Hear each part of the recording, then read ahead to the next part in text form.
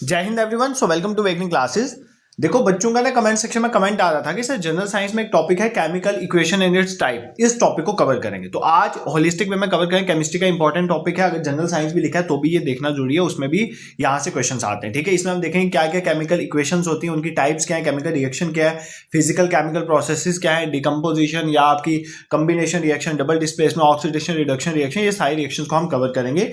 एक holistic way में topic को प्रिपेयर करेंगे ताकि at the end of this session you will be confident in this portion.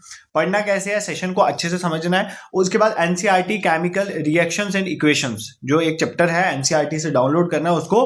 आप सॉफ्ट कॉपी में ही पढ़ लेना, बस एक बार आपको देखना, ये टॉपिक प्रिपेयर हो जाएगा। ठीक है, बिना टाइम वेस्ट करे डिस्कशन को स्टार्ट करते हैं। देखो सबसे पहली बात, आपके दिमाग में ये क्वेश्चन आ सकता है कि केमिकल रिएक्शन क्या होता है। देखो जब भी कहीं पर एक केमिकल चेंज होता है ना, तो हम कहते हैं कि केमिकल रिएक्शन हो गया। ठीक है, जब भी कहीं पर केमिकल चेंज होता है तो हम बोलते हैं क्या हो गया है, chemical reaction has happened. Sir ये तो पहला क्वेश्चन तो आपने यहीं पे रेज कर दिया, व्हाट इज केमिकल चेंज। तो there are two types of changes in the nature. First one is physical change, एक चीज होती है फिजिकल चेंज और एक होता है केमिकल चेंज। ठीक है, तो केमिकल रिएक्शन हम तभी बोलेंगे जब केमिकल चेंज होगा, ना कि फिजिकल चेंज। ठीक है, फिजिकल चेंज कैसे, जैसे आपने पानी को गर्म किया, पानी बॉयल हो गया, फिर वापस वो ठंडा हो गया पानी उसी फॉर्म में। पानी को आपने फ्रीज किया, वो आइस बन गया। ठीक है, वो आइस बन गया, बर्फ बन गया, उसको वापस पिघलाओगे वो पानी बन गया। ये सारे फिजिकल चेंज में आते हैं। बट मान लो एक बार आपके लोहे को जंग लग गया, रस्टिंग, वो आपका एक केमिकल रिएक्शन है। क्यों? क्योंकि क्या हुआ कि आपका लोहा जो है वो ऑक्सीजन के साथ रिएक्ट कर गया, तो वो एक केमिकल चेंज है। तो क्या फिजिकल चेंज और केमिकल चेंज, मैंने एग्जांपल तो आपको पहले ही बता दी दोनों की, बट अब मैं आपको समझाऊंगा कि ये क्या कर। देखो पहले फिजिकल चेंज वो चेंज होता है जहां पर उसकी केमिकल कंपोजिशन में कोई फर्क नहीं पड़ता। मतलब सिर्फ बॉडी का फिजिकल चेंज होता है, उसकी केमिकल कंपोजिशन में कोई फर्क नहीं पड़ता। ये जो प्रोसेसेस होते हैं ना, ये यूजुअली जो है रिवर्सिबल होते हैं। मतलब मैक्सिमम टाइम में ये प्रोसेस जो होते हैं ये यूजुअली क्या होते हैं, रिवर्सिबल। मतलब हम क्या कर सकते हैं, वापिस से वापस, मतलब आप पानी को ठंडा करो, बर्फ बन गया, वापस गर्म करोगे पानी बन जाएगा, ऐसे सब कर सकते हो, लिक्विड टू सॉलिड। ठीक है, इसमें कोई न्यू प्रोडक्ट नहीं बनता, no new product is form, कोई नया प्रोडक्ट नहीं बनता। जब फिजिकल जो है चेंज होता है उसमें कोई नया प्रोडक्ट नहीं बनता, वही उसी की जस्ट फॉर्म चेंज होती रहती है। ठीक है, ज्यादातर हम इसमें कैसे कर सकते हैं, हीटिंग या कूलिंग, इससे हम कर सकते हैं। केमिकल बॉन्डिंग में कोई फर्क नहीं पड़ता। But on the other hand chemical change वो चेंज होता है जिसमें केमिकल कंपोजिशन मैटर की चेंज, मतलब जिस केमिकल कंपोजिशन, मतलब जिससे वो बना हुआ है वो कंपोजिशन ही मैटर की चेंज हो जाती है, केमिकल कंपोजिशन में चेंज आ जाता है। ठीक है, तो वो होता है केमिकल चेंज आपका। और ये यूजुअली इरिवर्सिबल होता है। कैसे होता है, इरिवर्सिबल, मतलब ये नहीं कि आपने एक बार लोहे को जंग लग गया तो उसको वापस उसी फॉर्म में वापस चेंज कर दो, तो ये नहीं है प्रोसेस। ठीक है, यहाँ पर न्यू प्रोडक्ट बन जाता है। ठीक है, जो रिएक्टेंट होते हैं जो आपस में मिलते हैं वो अलग होते हैं और अब बाद में एक न्यू प्रोडक्ट बन जाता है। ठीक है, तो जब भी आपका कोई भी केमिकल चेंज होगा, मतलब केमिकल कंपोजिशन में चेंज आएगा, कोई इरिवर्सिबल सा प्रोसेस होगा या नया प्रोडक्ट बनेगा, तो आपको समझ आना कि वो एक केमिकल चेंज, और जब भी केमिकल चेंज होता है तभी केमिकल रिएक्शन जो है वो हैपन होती है, ऐसे नहीं होती है। ठीक है, जैसे मैं एग्जांपल की तौर पे अगर आपको बताऊं, अगर आप सपोज करो एक मैग्नीशियम रिबन को अगर आप जलाते हो, जब भी एक मैग्नीशियम रिबन जलता है, ठीक है, मैग्नीशियम रिबन जब बर्न करता है तो उसमें जो है आपको एक व्हाइट कलर की फ्लेम निकलती है। क्या निकलती है, व्हाइट फ्लेम के साथ वो बर्न करता है और ये एक व्हाइट पाउडर में कन्वर्ट हो जाता है। क्या किस में कन्वर्ट हो जाता है, व्हाइट पाउडर, जिसको हम क्या बोलते हैं, व्हाइट पाउडर को मैग्नीशियम ऑक्साइड। क्या बोल जाते हैं, मैग्नीशियम ऑक्साइड। मतलब क्या हो रहा है, मैं समझाता हूं आपको। मैग्नीशियम ऑक्साइड में मतलब आपका मैग्नीशियम जो है, मैग्नीशियम वो ऑक्सीजन के साथ रिएक्ट करता है और क्या बन जाता है, मैग्नीशियम ऑक्साइड बन जाता है। क्या बन जाता है, मैग्नीशियम ऑक्साइड बन जाता है। ठीक है, दिस इज क्लियर। तो ये क्या हुआ, मतलब मैग्नीशियम जब जला और मैग्नीशियम जो है व्हाइट पाउडर में कन्वर्ट हो गया। क्यों? क्योंकि मैग्नीशियम ने ऑक्सीजन के साथ रिएक्ट किया और वो क्या बन गया, मैग्नीशियम ऑक्साइड। तो मतलब ये कौन सी रिएक्शन की फॉर्म है, ये एक केमिकल रिएक्शन है। तो अगर पेपर में पूछे जब मैग्नीशियम रिबन जो है वो बर्न करता है, एक व्हाइट पाउडर बनता है, तो वो क्या है, वो मैग्नीशियम ऑक्साइड है। ठीक है, ऐसे डायरेक्ट एग्जांपल भी आपको पूछ सकते हैं। ठीक है सर, फिर एक बार ना क्लियर कट बताओ ना, हमें कैसे पता चल गया केमिकल रिएक्शन हुई। तो जब भी कभी किसी इक्वेशन में किसी चीज की स्टेट चेंज हो जाए, ठीक है, चेंज हो जाए स्टेट, या उसका कलर चेंज हो जाए उसका कलर, ठीक है, मतलब व्हाइट से रेड हो जाए, ब्लू हो जाए, तब भी, या कहीं से भी गैस की इवोल्यूशन हो, मतलब हाइड्रोजन निकले या नाइट्रोजन गैस निकले, एवोल्यूशन ऑफ अ गैस। और जब भी केमिकल रिएक्शन होती है, आपने देखा होगा टेम्परेचर भी चेंज हो जाता है। चेंज टेम्परेचर कैसे होता है, आपने बीकर में अगर एक्सोथर्मिक रिएक्शन हो रही है जहां पे हीट रिलीज होता है, बीकर गर्म हो जाता है। कई ऐसी रिएक्शन होती हैं जो हीट को ले लेती हैं, तो वो बीकर ठंडा हो जाता है जहां पे रिएक्शन हो रही है। तो चेंज इन टेम्परेचर भी हो सकता है। अगर ये चीजें हो रही हैं तो आप समझ जाना वहां पर केमिकल रिएक्शन हो रही है। ठीक है, आपको एग्जाम में डायरेक्टली ये ऑप्शंस आ सकते हैं कि आपको कैसे पता चलेगा कि केमिकल रिएक्शन हो रही है। तो जब भी कभी स्टेट चेंज हो, कलर चेंज हो, एवोल्यूशन हो गैस की, या टेम्परेचर चेंज हो, तो हम बोल सकते हैं कि वहां पर केमिकल रिएक्शन जो है टेक प्लेस करी। ये मतलब मेजर चेंजेस हैं जब केमिकल रिएक्शन होती है तो वहां पर हमें दिखने को मिलते हैं। दिस इज क्लियर, कोई दिक्कत आपको यहां तक नहीं है। अभी तक हमने क्या देखा कि केमिकल रिएक्शन क्या होता है, जब भी एक केमिकल चेंज होता है, केमिकल चेंज उस तरह का चेंज जहां पर मैटर की केमिकल कंपोजिशन चेंज हो, जहां पर एक नया प्रोडक्ट बने जो यूजुअली इरिवर्सिबल, ऐसी चीज हो तो हम बोलते हैं केमिकल रिएक्शन। मतलब यहाँ पर स्टेट चेंज हो सकती है, कलर चेंज हो सकता है, गैस इवॉल्व हो सकती है, टेम्परेचर चेंज हो सकता है। हमने एग्जांपल देखे, जैसे मैग्नीशियम जब भी जलता है तो मैग्नीशियम ऑक्साइड एक व्हाइट पाउडर बनता है, तो वो भी एक तरह की किसकी एग्जांपल है, केमिकल रिएक्शन की एग्जांपल है। ठीक है, अब ये तो था केमिकल रिएक्शन क्या होती है हमने देखा। अब हमें पढ़ना है कि केमिकल इक्वेशन का क्या मतलब है। देखो मान लो अब मैं ये थोड़ी बोलूंगा कि मैग्नीशियम ऑक्सीजन के साथ जलता है तो मैग्नीशियम ऑक्साइड बनता है, इतनी लंबी कहानी थोड़ी लिखूंगा। तो मैं उसको किसी इक्वेशन के फॉर्म में लिखूंगा। मैं ऐसे लिख दूंगा कि वी हैव मैग्नीशियम था हमारे पास, जिसने रिएक्ट किया किसके साथ, ऑक्सीजन के साथ। किसके साथ, ऑक्सीजन के साथ रिएक्ट किया, और जो चीज बनी उस चीज का क्या नाम है, मैग्नीशियम ऑक्साइड। तो मैं ऐसे लिख सकता हूं। तो ये एक तरह की आपकी क्या है, ये एक तरह की केमिकल इक्वेशन है। आपको इसी केमिकल इक्वेशन की बैलेंसिंग सीखनी है। क्या सीखनी है, इस केमिकल इक्वेशन को कैसे आप बैलेंस करोगे। ठीक है, मान लो मैं एक इक्वेशन यहां पे लिखता हूं, एक बैलेंस इक्वेशन लिखता हूं, फिर आपको पता चलेगा। जैसे एक जिंक है ना, जिंक आपके पास एक एलिमेंट है, वो जब सल्फ्यूरिक एसिड के साथ रिएक्ट करता है H2SO4, ठीक है, तो क्या बन जाता है, जिंक सल्फेट। क्या बन जाता है, ZnSO4 बन जाता है, प्लस हाइड्रोजन बन जाता है। ये एक केमिकल इक्वेशन है। ठीक है, ये आपको बता रहा है कि जिंक जो है वो सल्फ्यूरिक एसिड के साथ रिएक्ट करता है तो जिंक सल्फेट और हाइड्रोजन बन जाता है।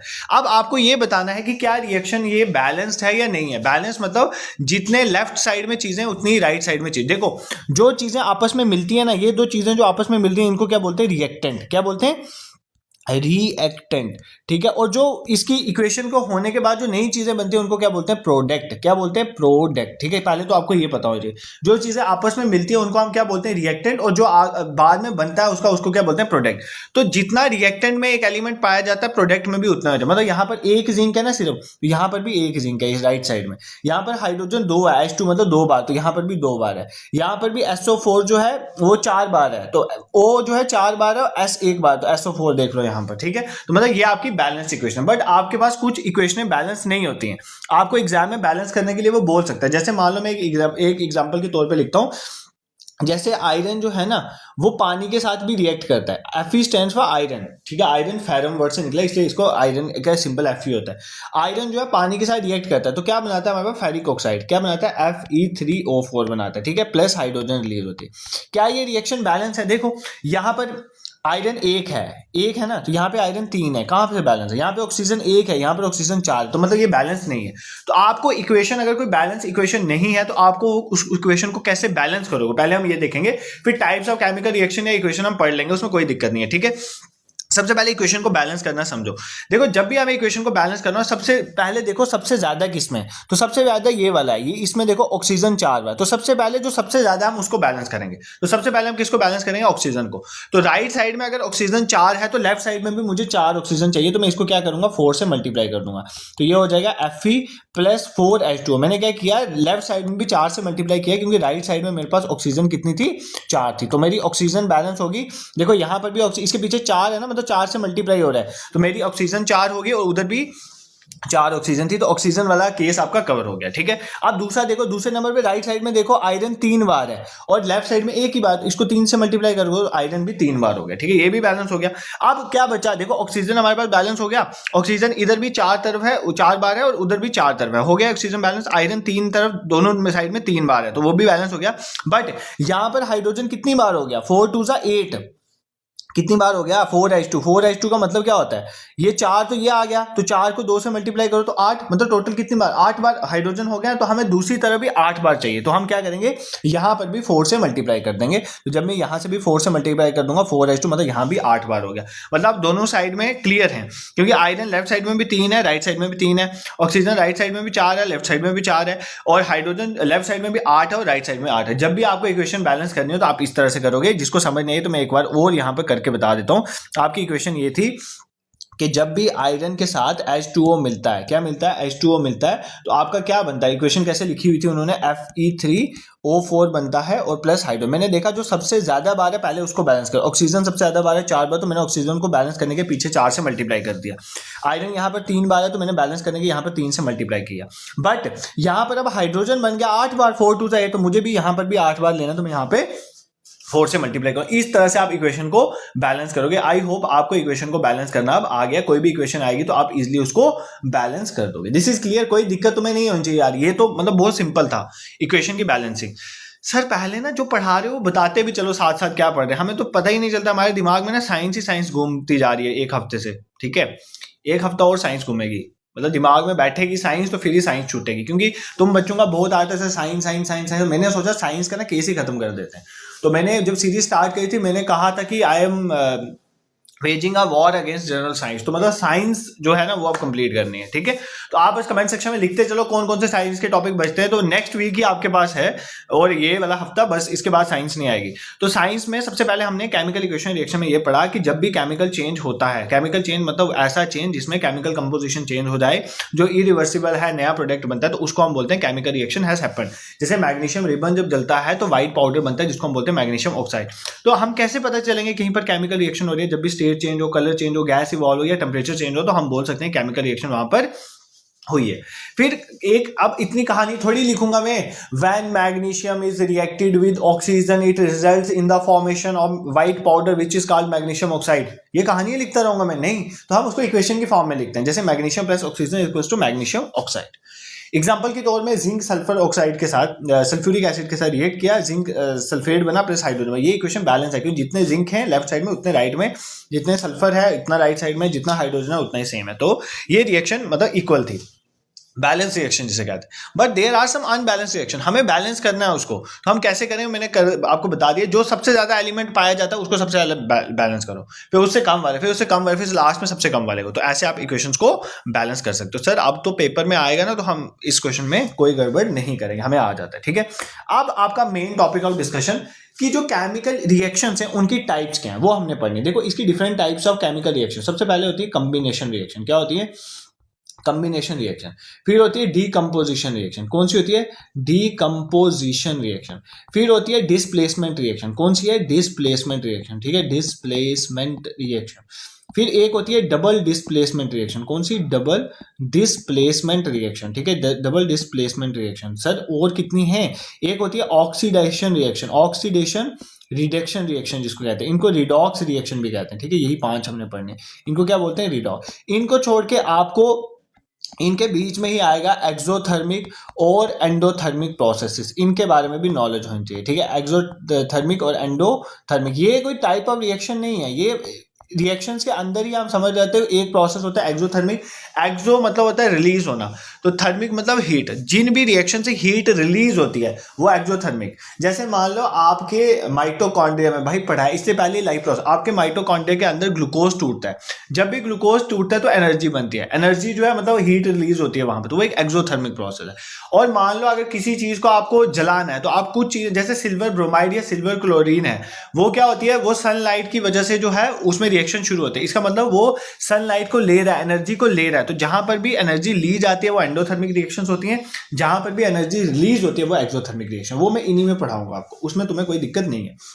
इसके बाद हम पढ़ेंगे रस्टिंग वस्टिंग के बारे में, कोरोजन को थोड़ा अच्छे से देखेंगे, और रैंसीडेशन जो है, रैंसिफिकेशन, वो जो टॉपिक है उसको भी कवर करेंगे और टॉपिक आपका कंप्लीट हो जाएगा, ठीक है। और जो भी मैंने ऑलरेडी पढ़ाया हुआ है जनरल साइंस में वो यहाँ पे यूज होगा। जैसे मान लो रिएक्टिविटी सीरीज मैंने आपको पढ़ाई थी, वो भी यहाँ पर यूज होगी। अगर आपने नहीं पढ़ा है तो कहीं ना कहीं गड़बड़ है, वो आपको यहाँ पर यूज करना है, ठीक है। तो सबसे पहले रिएक्शन से स्टार्ट करते हैं। सबसे पहली रिएक्शन जो है हमारी, that is known as combination reaction, ठीक है। कौन सी रिएक्शन हम पढ़ रहे हैं? Combination reaction. Sir combination reaction का मतलब क्या है? देखो कॉम्बिनेशन रिएक्शन क्या है, यहाँ पर दो या दो से ज्यादा एलिमेंट्स आपस में कंबाइन करेंगे, ठीक है, कंबाइन करेंगे और नया प्रोडक्ट बनेगा, ठीक है। कंबाइन रिएक्टेंट कंबाइन करेंगे और नया प्रोडक्ट बनेगा। जैसे मैं एक चीज लिखता हूं CaO, इसको क्या बोलते हैं? Calcium oxide. C stand for calcium, O stand for oxide. इसका दूसरा नाम है क्विकलाइन। क्या नाम है? क्विकलाइन। पेपर में आ जाएगा क्विकलाइन किसे कहते हैं, ऑप्शन में CO होगा तो उस पर मार्क करना, कैल्शियम ऑक्साइड को क्विकलाइन।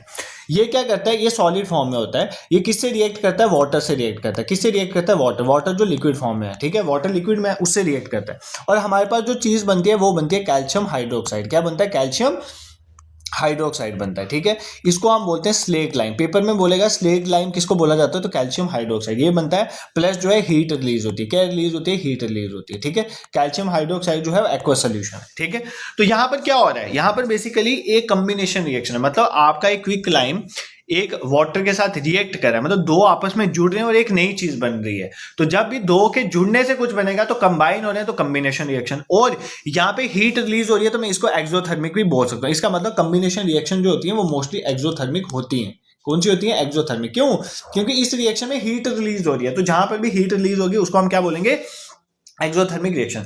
तो ऐसी रिएक्शन जहां पर एक सिंगल प्रोडक्ट बनता है, जब दो या दो से ज्यादा रिएक्टेंट आपस में मिलते हैं, दो या दो से ज्यादा भी रिएक्टेंट मिल सकते हैं बट प्रोडक्ट सिंपल बन रहा है, सिंगल प्रोडक्ट बन रहा है, तो ऐसी रिएक्शन को क्या बोलते हैं, कॉम्बिनेशन रिएक्शन। तो मैं इसमें कोई दिक्कत नहीं होगी। सर आपने इस रिएक्शन में ये लिखा सॉलिड, एस समझ आ गया, वाटर के आगे एल लिखा, लिक्विड समझ आ गया, बट सर ये CaOH2 के आगे आपने स्लेट लाइम के आगे ए क्यों लिखा, तो एक्वस और लिक्विड में क्या फर्क है। तुम्हारे दिमाग में क्वेश्चन आना चाहिए ना यार, ऐसे कैसे पढ़ सकते हो तुम आगे, ठीक है। जब तक तुम्हारे दिमाग में क्वेश्चन नहीं आए ना, मैं ना स्टार्टिंग से मतलब एवरेज स्टूडेंट था पढ़ाई में, मैं सच बोल रहा हूँ, इतना वो नहीं, एवरेज स्टूडेंट था। बट एक दिमाग में था कि अगर सपोज कर कोई चीज वहां पे दिख गई ना और कंफ्यूजन मतलब वहां पर थी तो मैं पूछ लेता था, ठीक है। मतलब मेरा ये था स्टार्टिंग से, पढ़ने में ठीक ही था हिसाब का ही, तो बट ये था कि पूछ लेता, इसलिए थोड़ी चीजों की ना मतलब मेरे को क्लियर करने की आदत है, तभी कंसेप्ट थोड़ा क्लियर रखता हूँ मैं। तो सबसे पहले एक्वस और लिक्विड में फर्क क्या है। कोई भी प्योर सबस्टांस, कोई भी प्योर सबस्टांस जब हम उसकी मोल्टन फॉर्म लेते हैं, प्योर सबस्टांस की मोल्टन फॉर्म ले लेते हैं, तो हम उसको क्या बोल देते हैं, उसको बोल देते हैं लिक्विड। मान लो पानी, पानी की अगर मोल्टन फॉर्म है तो वो उसका जो है लिक्विड स्टेट आ गई, ठीक है। मान लो आपका लोहा है, अगर मैं लोहे को पिघला दिया, उसकी मोल्टन फॉर्म उसकी लिक्विड फॉर्म, प्योर सबस्टांस की बात करो, ठीक है, लोहा प्योर है, ठीक है। बट एक्वस क्या होता है, मान लो कोई सल्यूट है, सल्यूट क्या होता है, ये प्योर नहीं होता, इसमें कुछ भी, जैसे कैल्शियम हाइड्रोक्साइड में calcium hydroxide, calcium oxygen hydrogen सब कुछ है। जब भी एक सल्यूट, सल्यूट में कोई भी आ सकता है, सॉलिड लिक्विड या कुछ भी गैस है, जब वो डिजोल्व होती है किसी में, किस में डिजोल्व होती है, स्पेसिफिकली वाटर में, जब वो वाटर में डिजोल्व होती है तो उसको हम क्या बोलते हैं, उसको बोलते हैं एक्वस सोल्यूशन। क्या बोलते हैं, एक्वस सोल्यूशन। लिक्विड क्या है, किसी भी प्योर एलिमेंट की मोल्टन फॉर्म, आपने अपने सोने को मोल्ट कर दिया, ठीक है, उसको पिघला दिया, तो वो एक उसका लिक्विड फॉर्म आ गया।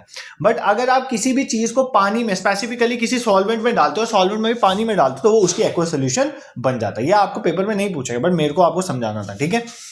अब यहां से क्या क्वेश्चन आ सकता है, सबसे पहले कॉम्बिनेशन रिएक्शन में हमने पढ़ा, जब भी क्विक लाइम जो है वो वाटर के साथ रिएक्ट करता है, वो क्या बनाता है, वो हमारे पास बनाता है कैल्शियम हाइड्रोक्साइड। कैल्शियम हाइड्रोक्साइड को हम स्लेट लाइम कहते हैं। अब ये कैल्शियम हाइड्रोक्साइड कोई छोटी मोटी चीज नहीं है भाई, कैल्शियम हाइड्रोक्साइड छोटी मोटी चीज नहीं है। छोटी मोटी चीज नहीं है बोलने का मतलब क्या है, इसका कहीं ना कहीं यूज है।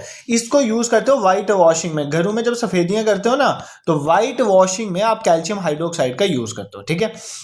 अब आपके घर में जो पेंटर कोई लग रहा है और वो पेंट कर रहा है, ठीक है, अब वो वॉश कर देता है ना, और तुम्हें कमरे में चमक नहीं आती है, और तुम बोलते हो यार तूने क्या ऐसा पेंट मैंने अच्छा नहीं किया, इसमें चमक नहीं आ रही है, शाइन नहीं आ रही है। बट उसी पेंट को जब आप कैल्शियम हाइड्रोक्साइड जो है आपका व्हाइट वॉश करते हो, उसके 3-4 दिन के बाद आप देखते हो ना, तो वो जो है उसमें जो है ग्लेयर आना शुरू हो जाता है, उसकी शाइनिंग जो है आनी शुरू हो जाती है। अब 3-4 दिन में ऐसा क्या होता है कि उसमें शाइनिंग आना शुरू हो जाती है, कभी सोचा?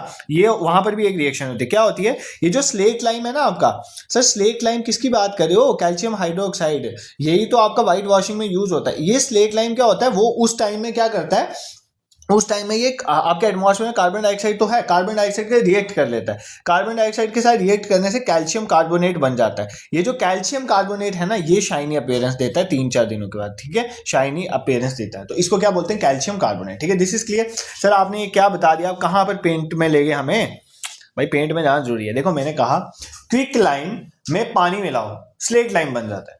स्लेट लाइम बड़ी काम की चीज है, ये एक एक्सोथर्मिक रिएक्शन है, हीट रिलीज होती है। स्लेट लाइम में काम की चीज है, इसको आप व्हाइट वॉशिंग में यूज करते हो, ठीक है। स्लेट लाइम से मतलब आपने पेंट बना के दीवारों पे लगा दिया, बट जिस दिन आप पेंट करते हो शाइन नहीं आता, 2-3 दिन का शाइन आता है। क्यों? 2-3 दिन में स्लेट लाइम कार्बन डाइऑक्साइड आपके एटमॉस्फेयर में अवेलेबल है, उसके साथ रिएक्ट करके कैल्शियम कार्बोनेट में कन्वर्ट हो जाता है, और कैल्शियम कार्बोनेट ही बेसिकली इसके साथ वाटर भी बनता है। कैल्शियम कार्बोनेट ही बेसिकली क्या देता है, शाइनी लुक देता है। ये भी आपको क्लियर होना चाहिए। दिस इज क्लियर, अब तो कोई दिक्कत नहीं होगी इसमें, ठीक है। अब कैल्शियम कार्बोनेट, आपको एक चीज और याद रखनी है कि जो मार्बल है, मार्बल जिसे आप कहते हो, तो मार्बल का केमिकल फॉर्मूला भी ये होता है CaCO3, कैल्शियम कार्बोनेट वाला, ठीक है, तो ये याद कर लेना।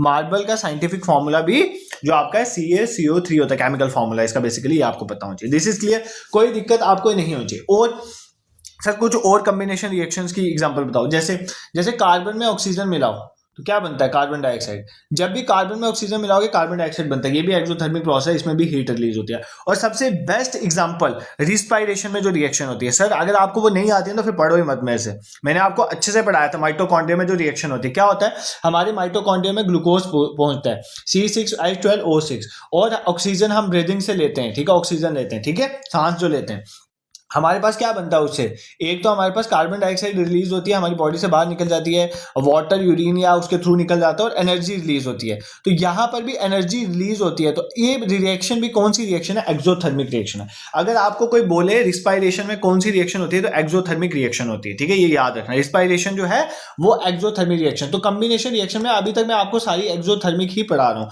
और सबसे इंपॉर्टेंट, कई बार एक और चीज भी पूछ लेता है, आपका वेजिटेबल मैटर जो आपकी बायोगैस बनती है ना, उसमें क्या होता है, अगर आपका वेजिटेबल कोई मैटर है, मान लो आपका फिजिकल वेस्ट है, ह्यूमन वेस्ट है, ऑर्गेनिक वेस्ट है, उसको जब आप कंपोज में कन्वर्ट करते हो तो वहां से भी गैस निकलती है ना, तो वो भी एक तरह की एक्सोथर्मिक रिएक्शन है, क्योंकि वहां से भी हीट निकलती है, तो वो भी एक तरह की एक्सोथर्मिक रिएक्शन है, ठीक है। दिस इज क्लियर, कोई दिक्कत किसी को यहाँ पर नहीं हुई। तो हमने कौन सी रिएक्शन पढ़ ली, कॉम्बिनेशन। सर कॉम्बिनेशन रिएक्शन रात को सपने में भी कोई पूछ ले हमें नहीं भूलेगा, क्यों नहीं भूलेगा, क्योंकि हमने अच्छे से पढ़ा है कि कॉम्बिनेशन रिएक्शन ऐसी रिएक्शंस होती हैं जहां पर दो या दो से ज्यादा रिएक्टेंट्स आपस में मिलते हैं और सिंगल प्रोडक्ट बनता है। फिर हमने देखा क्विक लाइम जो है, जैसे वाटर के साथ रिएक्ट करता है, स्लेट लाइम बनता है, स्लेट लाइम और हीट रिलीज होती है, तो एक्सोथर्मिक रिएक्शन। स्लेट लाइम एक बहुत खास चीज है, क्योंकि व्हाइट वॉशिंग में इसमें यूज करते हैं। जब हम व्हाइट वॉश करते हैं, पेंट करते हैं, तो इंस्टेंट शाइन नहीं आती, 2-3 दिन के बाद आती है, क्योंकि स्लेट लाइम 2-3 दिन के में कार्बन डाइऑक्साइड से रिएक्ट करके कैल्शियम कार्बोनेट बना देता है। और मार्बल का भी यही जो है फॉर्मूला होता है। फिर हमने देखा कार्बन ऑक्सीजन से रिएक्ट करता है, कार्बन डाइऑक्साइड बनता है। फिर हमारी बॉडी में एक्सोथर्मिक रिएक्शंस होती है, जो हमारा ग्लूकोज है वो ऑक्सीजन की प्रेजेंस में टूटता है, तो वहां से एनर्जी निकलती है, तो ये भी एक एक्सोथर्मिक हीट रिलीजिंग प्रोसेस है। फिर वेजिटेबल मैटर की जो डिकम्पोजिशन होती है, तो वो भी एक तरह की एक्सोथर्मिक रिएक्शंस है, ये भी एक तरह की कॉम्बिनेशन रिएक्शन में ही आता है, एक्सोथर्मिक रिएक्शन में आता है, आपको याद रखना, ठीक है। सर एक टाइप ऑफ रिएक्शन तो हमने इक्वेशंस पढ़ ली, कॉम्बिनेशन इक्वेशन या कॉम्बिनेशन रिएक्शन। अब सेकंड टाइप भी तो पढ़ाओ, तो that is known as decomposition reaction. इसी का उल्टा भाई, वहां पर 2-3 मिलकर एक बन रहा था, यहां पर एक टूटेगा तो 2-3 बनेंगे। जैसे जैसे जैसे जैसे एग्जांपल के तौर पे, जैसे आपका फेरस सल्फेट है, कौन सा, फेरस सल्फेट, ठीक है। फेरस सल्फेट का क्या सिंबल है, ट्वाइस FeSO4, ठीक है। मैं रिएक्शन एक बार बैलेंस बता रहा हूं। ये टूटता है तो क्या क्या बनता है, एक तो फेरिक ऑक्साइड बनता है Fe2O3, ठीक है, दूसरा सल्फर डाइऑक्साइड बनता है, सल्फर डाइऑक्साइड, और तीसरा सल्फर ट्राइऑक्साइड बनता है। ये 3 चीजें बनती हैं, ठीक है। तो एक फेरस सल्फेट एक सिंगल था, ये सॉलिड था बेसिकली, हमने इसको हीट किया, इसने हीट नहीं दी, हमने इसको हीट दिया, तभी तो ये टूटा।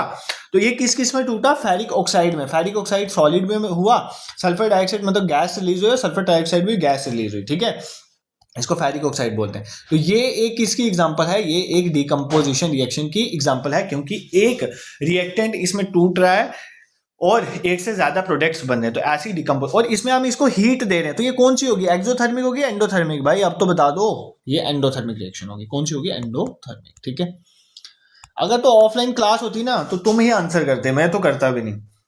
तो ये कौन सी रिएक्शंस होती हैं, एंडोथर्मिक रिएक्शन। तो जब भी एक सिंगल सबस्टांस टूटता है और 2 से ज्यादा सबस्टांसेस बन जाते हैं, तो वो कौन सी होती हैं, वो हमारे पास होती है डिकम्पोजिशन रिएक्शन। और ये एक एग्जांपल है किसकी, हमारे पास एंडोथर्मिक, क्योंकि हीट ले रहा है। जैसे और बताओ, जैसे सर लाइमस्टोन है, लाइमस्टोन, ठीक है भाई, वो जो CaCO3 था ना, उसी को लाइमस्टोन कहते हैं, ठीक है, मैंने वहां पे शायद बताया नहीं आपको।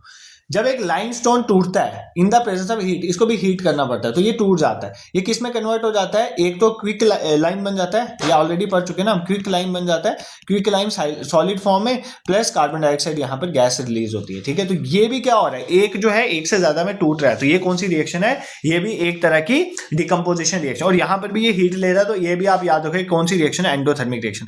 भाई पेपर में डायरेक्टली पूछ लेगा कि लाइमस्टोन जो क्विक लाइम में कन्वर्ट होता है वो एंडोथर्मिक है एक्सोथर्मिक है, देखी होगी होगी तो बताओगे ना वहां पर, फिर कैसे बताओगे? ठीक है, यहीं से तो क्वेश्चन बनते हैं, और कहां से क्वेश्चन बनेंगे?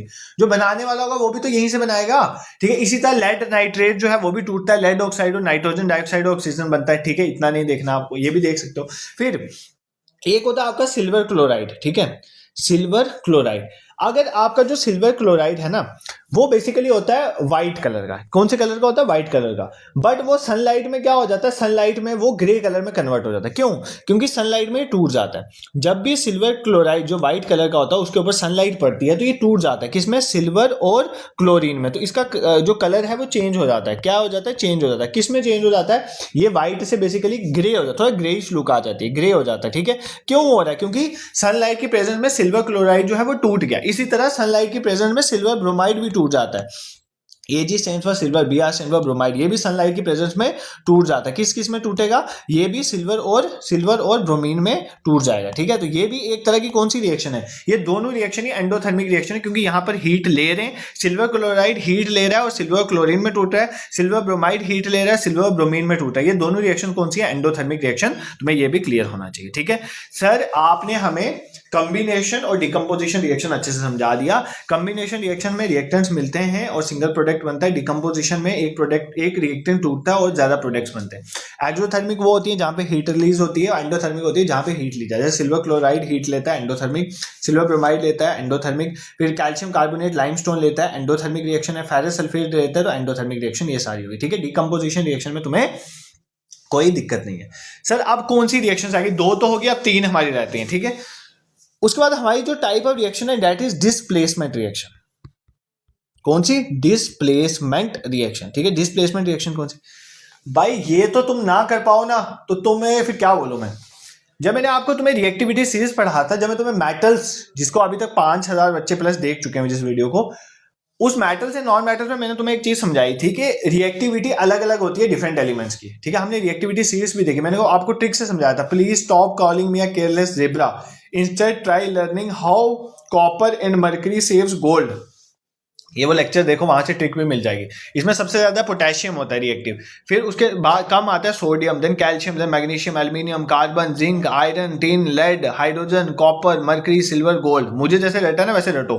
कैसे रटना है? Please stop calling me a careless zebra, instead try learning how copper and mercury saves gold. ठीक है, दिस इज क्लियर। अब जो तो ज्यादा रिएक्टिव होगा वो कम रिएक्टिव को डिस्प्लेस कर देगा, इसी रिएक्शन को बोलेंगे डिस्प्लेसमेंट रिएक्टिव। सर एग्जांपल के थ्रू, ऐसे बात नहीं करनी, फूड़े नहीं मारनी, एग्जांपल के थ्रू पढ़ना है। देखो आयरन है ना, आयरन आयरन जो है, अगर मैं उसको कॉपर सल्फेट के साथ रिएक्ट करवाता हूं, ठीक है, कॉपर सल्फेट के साथ आयरन के साथ रिएक्ट करवाता हूं, ये एक्वस सोल्यूशन है। ठीक है, अब यहां पर कॉपर सल्फेट के साथ जुड़ा हुआ है, इसको मैं आयरन के साथ रिएक्ट करवा रहा हूं। अब आयरन ज्यादा रिएक्टिव है या कॉपर ज्यादा रिएक्टिव है? अगर मैं आपको थोड़ी ट्रिक याद कराऊं ना, वो था please stop calling me a careless zebra, instead, ध्यान से सुना, instead try learning how copper, instead try learning how copper. यहां पे जो इंस्टेड है ना आई, वो आयरन के लिए, इसका मतलब आई पहले आता है, मतलब आयरन ज्यादा रिएक्टिव है कॉपर से, आयरन कॉपर से ज्यादा रिएक्टिव है। तो आयरन क्या करेगा? यहां से कॉपर को हटा देगा और खुद सल्फर के साथ मिल जाएगा। यही होती है डिस्प्लेसमेंट रिएक्शन। और जब भी आयरन कॉपर सल्फेट के साथ जुड़ता है तो आयरन सल्फेट बन जाता है और कॉपर हमारा अलग हो जाता है। क्यों? क्योंकि आयरन ज्यादा रिएक्टिव है, आयरन ज्यादा रिएक्टिव है। ठीक है, आयरन ज्यादा रिएक्टिव है। अब ये नहीं मानना कि आयरन को कोई रिप्लेस नहीं कर सकता।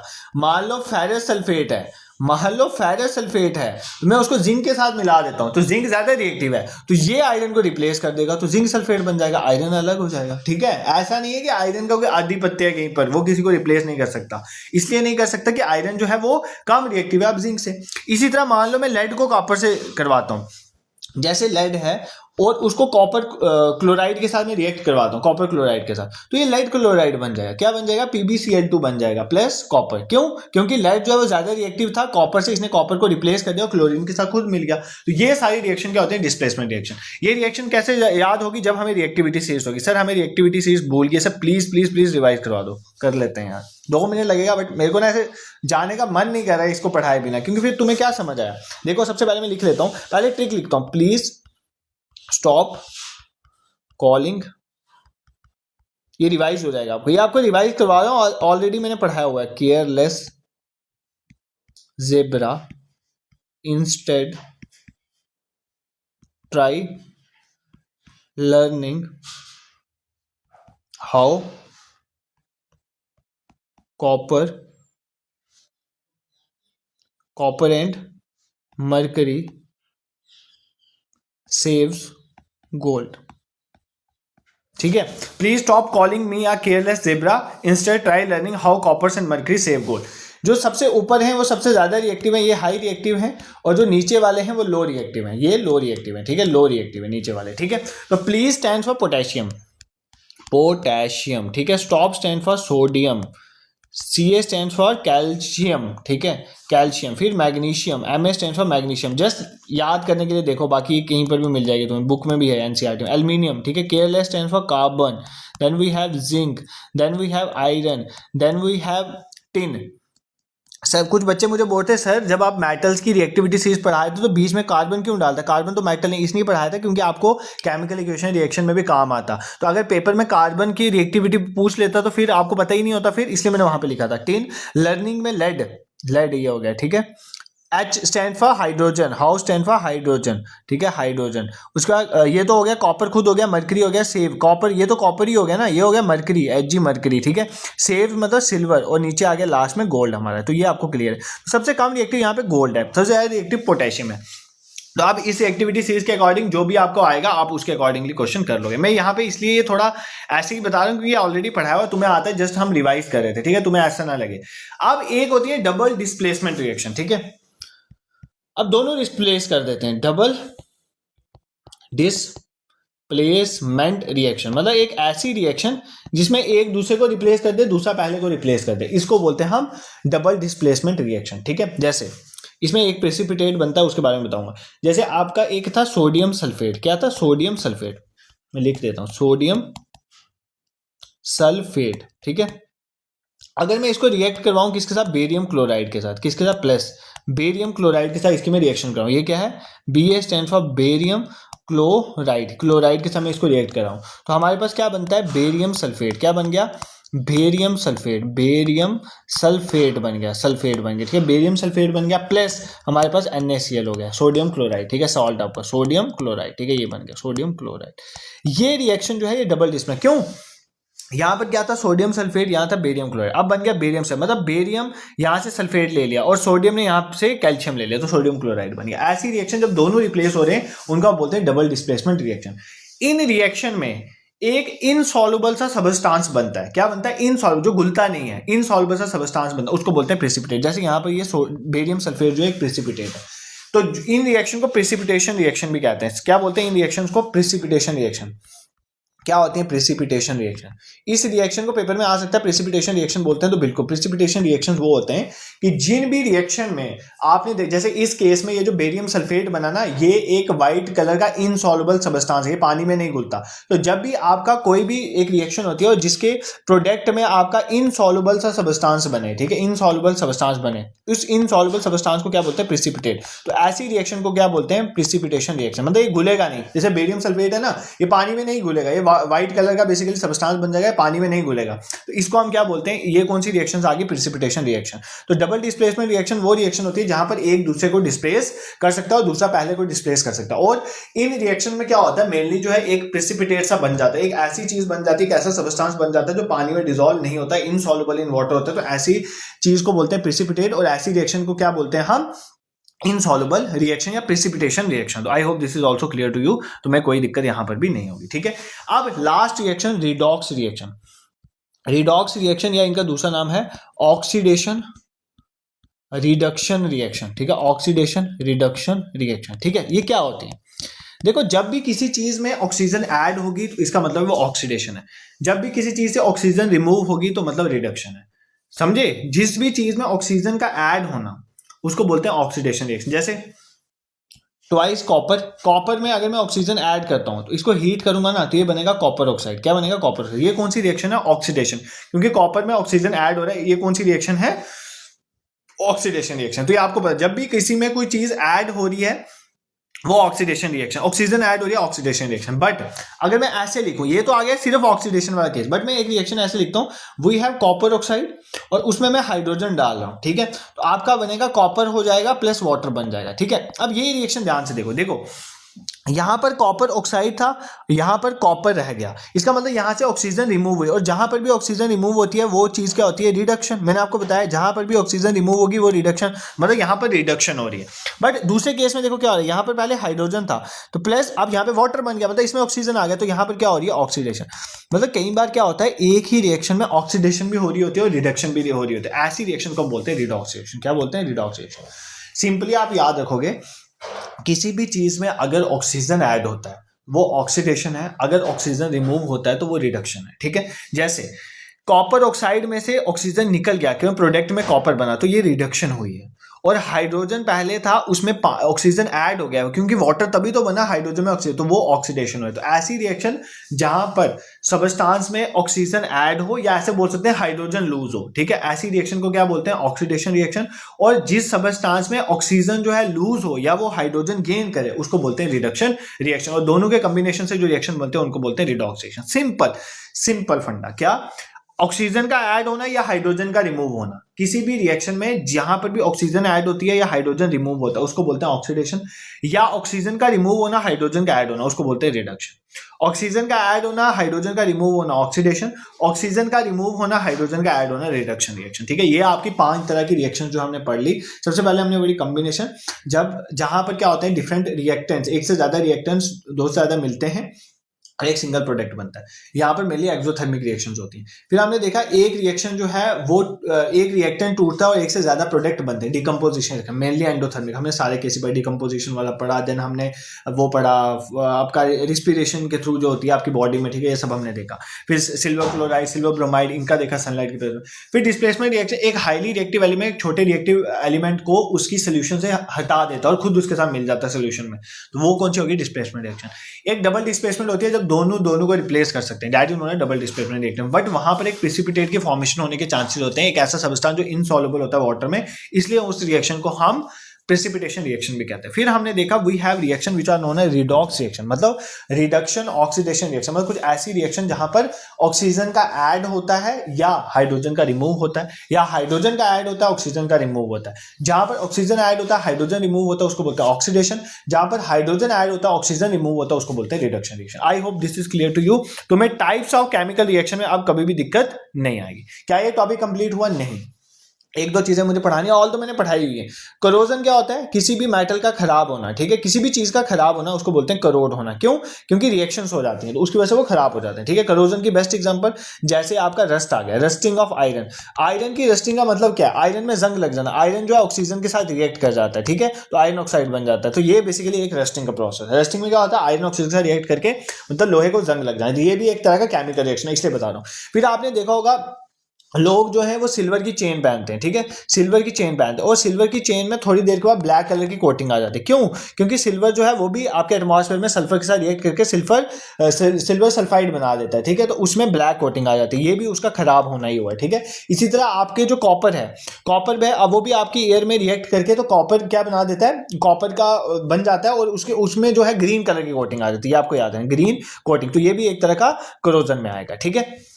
करोजन होता है किसी भी एलिमेंट का खराब होना भाई, जैसे सिल्वर के ऊपर ब्लैक कोटिंग आ गई, ग्रीन कोटिंग आ गई कॉपर के ऊपर, ये करोजन की फॉर्म है, ठीक है। जब भी मेटल को कोई सबस्टेंस उसके अराउंड जो अटैक करता है, जैसे मॉइस्चर हो गया, एसिड हो गया, तो वो रिएक्ट करके नई चीज बन जाता है, केमिकल रिएक्शन वहां पर हो जाती है।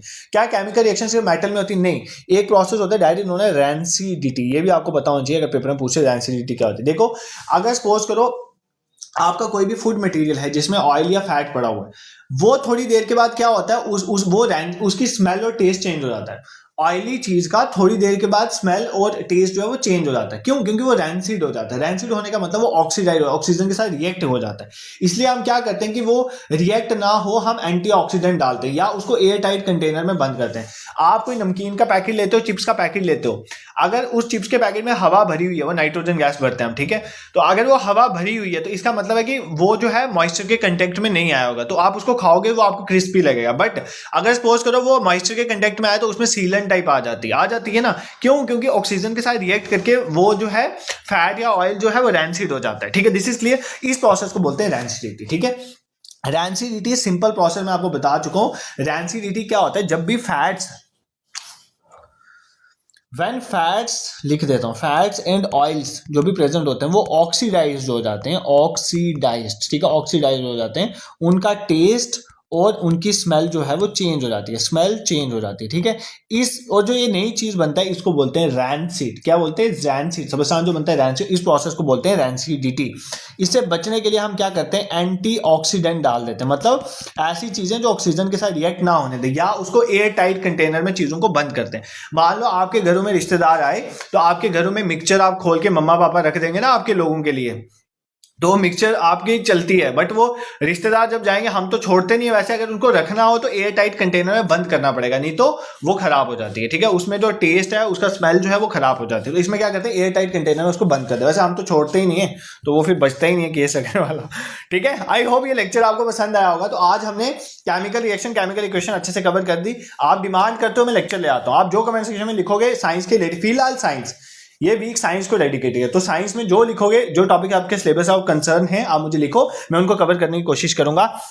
बाकी अगर मेरा पढ़ाना इस तरह से पसंद आता है, you can support me bye subscribing this YouTube channel, और अपने फ्रेंड्स वगैरह को भी रिकमेंड कर सकते हो। बाकी टेलीग्राम, व्हाट्सएप के लिंक डिस्क्रिप्शन में, उसको जरूर ज्वाइन करो। कोई भी इंपॉर्टेंट इन्फॉर्मेशन दिस दैट मैं वहीं पर शेयर करता हूँ, तो कमेंट सेक्शन में आप देख सकते हो, मैं वहां पर डिस्क्रिप्शन में भी डालता हूँ। बट टेलीग्राम, व्हाट्सएप को जरूर ज्वाइन करो, वहां पर हम डिस्कस करते रहते हैं कैसे क्लासेस, क्या वो शेड्यूल है, ये हम देख लें। बाकी इसकी एनसीईआरटी की एक chapter chemical equation and reaction वाला डाउनलोड करो, वहां से एक बार गो थ्रू, हार्डली 3 मिनट लगेंगे तुम्हें इसको आप देखने में, उसको देख लो, ये टॉपिक पूरा prepare. This is for today, thank you so much for watching, और कमेंट सेक्शन में अपना रिस्पॉन्स जरूर देना, ठीक है। Thank you so much.